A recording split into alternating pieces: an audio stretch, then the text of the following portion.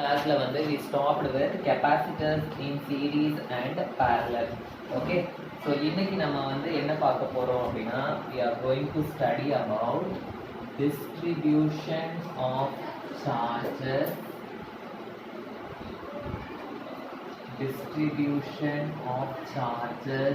and action of points. Distribution of charges and action of points. Okay, so distribution of charges அதை பத்தி first படிச்சிடலாம். So நான் வந்து என்ன பண்றேன்னா I am taking a spherical conductor. Okay, இது spherical conductor. Sphere வந்து A அப்படின்னு consider பண்ணிக்கிறேன். It has a charge Q1. Okay, and radius வந்து it is R1.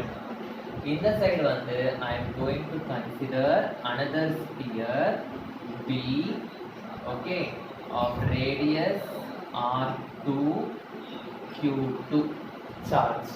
Okay, so இப்போ இந்த ரெண்டு ஸ்பியர்ஸுக்குமே வந்து I am going to connect them using a very very thin conducting wire.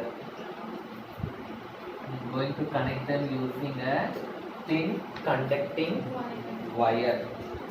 Okay, so இப்போ total charge என்னவா இருக்கும்? Total charge Q will be equal to Q1 plus Q2. Q1 plus Q2 இதுதான் வந்து total charge.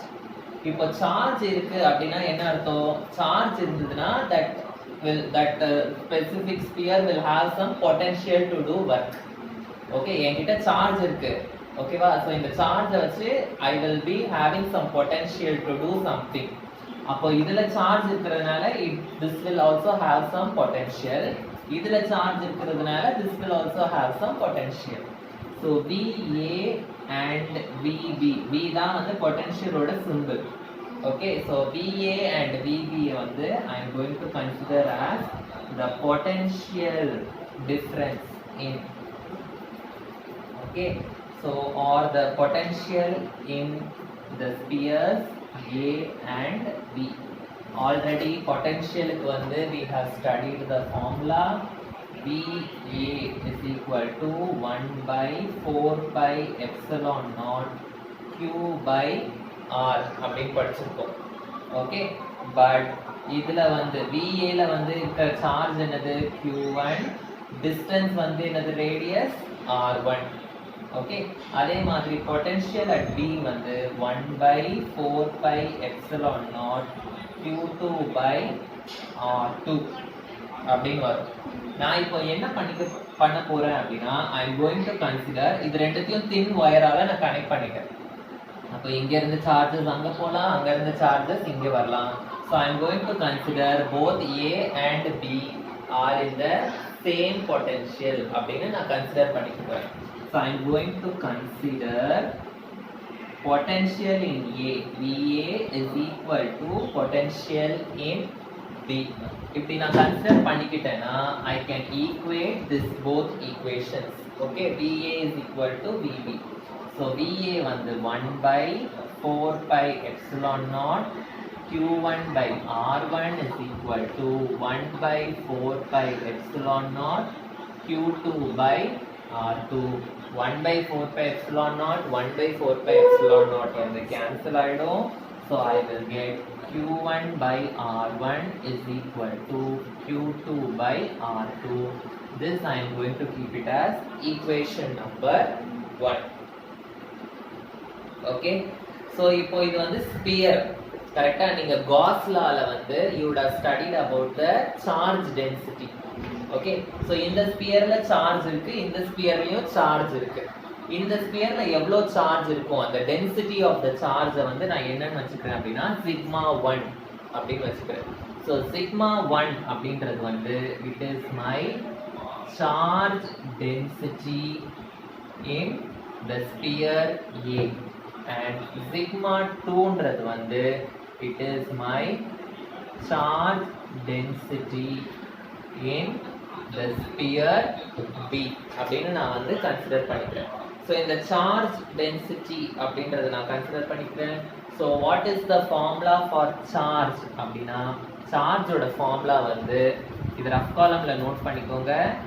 Charge is equal to area into charge density.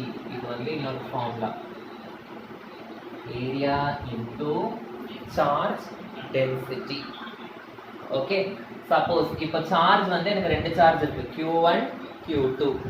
So Q1 அப்படின்ற சார்ஜோட formula எனக்கு என்ன வரும் அப்படின்னா, ஏரியா, இது வந்து ஸ்பியர் கரெக்டா. So area of the sphere formula என்னது, 4πr².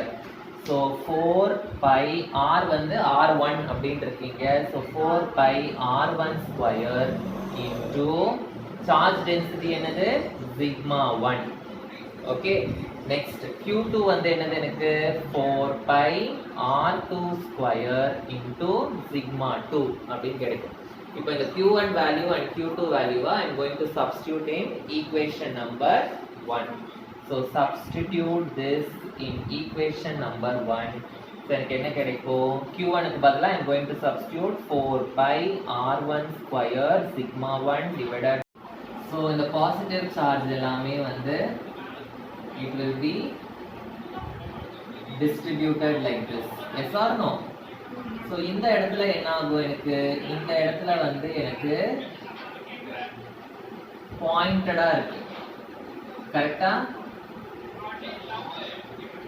இந்த இடத்துல வந்து பாயிண்டடா இருக்கு. இப்போ பாருங்க, இந்த ஒரு எண்ட் இருக்கு, இந்த ஒரு எண்ட் இருக்கு. எந்த இடத்துல நிறைய சார்ஜஸ் இருக்கு, ஒரு எண்ட் வந்து பாயிண்டடா இருக்கும்போது அங்கெல்லாம் வந்து சார்ஜஸ் வந்து மொக்கிற மாதிரி மொச்சிட்டு இருக்கும், கிட்ட கிட்ட நிறைய இருக்கும். ஸோ அப்போ இந்த எண்ட்ல வந்து the charge density வந்து is more. The charge density வந்து is more. Okay, இல்லாட்டி the number of charges வந்து more. இந்த எண்ட்ல வந்து இந்த எண்ட், அதாவது ஏரியா கம்மியா இருக்கீங்க, ஏரியா கம்மியா இருந்ததுன்னா அதுல நிறைய சார்ஜஸ் இருக்கும், பாயிண்டடா இருந்ததுன்னா. இதுல வந்து சார்ஜ் டென்சிட்டி வந்து இஸ் லெஸ். ஓகே, ஏன் இதுல வந்து சார்ஜ் டென்சிட்டி வந்து கம்மியா இருக்கு, ஏன்னா the radius வந்து is small here. radius வந்து small, இங்க வந்து radius is large. so இதுதான் வந்து action of points. ஒரு எண்ட் வந்து ஒரு பாயிண்டட் எண்டா இருந்ததுன்னா, pointed end. okay, if the radius is small, if the end is pointed, it will have more charge. அதே வந்து ஒரு எண்ட் வந்து பாயிண்டட் இல்லாம இருந்தது அப்படின்னா it will have very less charge. புரிஞ்சுதா? இதுதான் வந்து action of points, or it is called as corona discharge. okay, so next one, இதோட யூஸ் என்னன்னா, it is used in lightning arresters. It is used in lightning arresters. It is used in lightning arresters.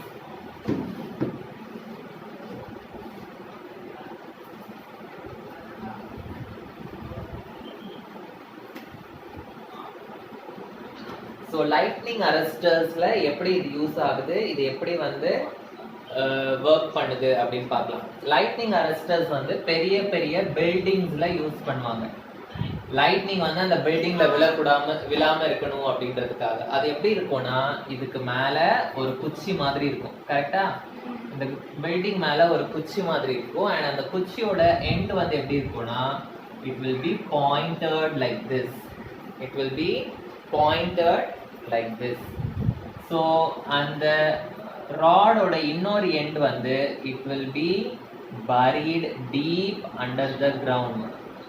It will be buried deep under the ground. ஓகேவா? So இப்போ இது வந்து என்னது, so இந்த rod வந்து it will be usually made up of copper. Usually it will be made up of metals. ஆனா நம்ம lightning arrestersலாம் வந்து it will be made up of copper.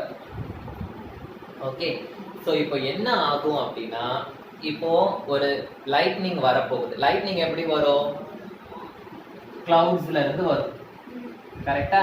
And lightning அப்படின்றது வந்து மின்னல், மின்னல் வந்து லைட்னிங் இட் இஸ் கரண்ட்னு தெரியும். கரண்ட்னா அது வந்து என்ன சார்ஜா இருக்கும்? நெகட்டிவ்லி சார்ஜ்டா இருக்கும். லைட்னிங் வந்து எனக்கு என்ன சார்ஜா இருக்கும்? Negatively charge. ஸோ ஒரு நெகட்டிவ்லி சார்ஜ்டு கிளவுட் வந்து இந்த லைட்னிங் அரஸ்டர் கிட்ட வரும்போது என்ன ஆகும் அப்படின்னா, இந்த நெகட்டிவ் வந்து it will attract all the positive. So அப்போ அந்த காப்பர் ராட்ல இருக்க பாசிட்டிவ் எல்லாமே என்ன ஆகும்? இந்த பாயிண்டட் எண்டில் ரொம்ப க்ரௌடடா போய் அங்க சேர்ந்துடும். ஏன்னா பாயிண்டட் எண்டில் தான் வந்து சார்ஜ் டென்சிட்டி அதிகம். அதான் வந்து ஆக்ஷன் ஆஃப் பாயிண்ட்ஸ், கரெக்டா? ஸோ இந்த பாயிண்டடான எண்டில் போய் ரொம்ப க்ரௌடடா வந்து சேர்ந்துடும்.